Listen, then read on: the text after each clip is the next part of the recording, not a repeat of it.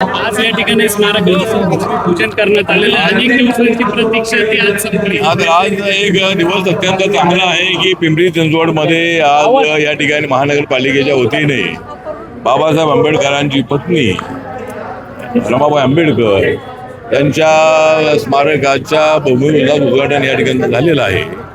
आणि पिंपरी चिंचवड महानगरपालिकेने अत्यंत चांगला निर्णय घेतलेला आहे. 23 कोटी रुपये खर्च करून 2 वर्षाच्या आतमध्ये सुंदर स्मारक या ठिकाणी उभं राहणार आहे. तर पिंपरी चिंचवड महानगरपालिकेचा मी आभार व्यक्त करतो की बाबासाहेबांच्या पत्नीचा फार मोठा त्याग आहे. बाबासाहेबांच्या पाठीमागे त्या ताकदीने उभ्या राहिल्या, त्यामुळे बाबासाहेब आंबेडकरांनी एवढी शक्ती प्राप्त झाली. त्यामुळे त्याच्यामागे रमाईंचा मोठा वाटा आहे. आणि त्यामुळे मला असं वाटतं की स्मारकाचा निर्णय फार चांगला घेतलेला आहे.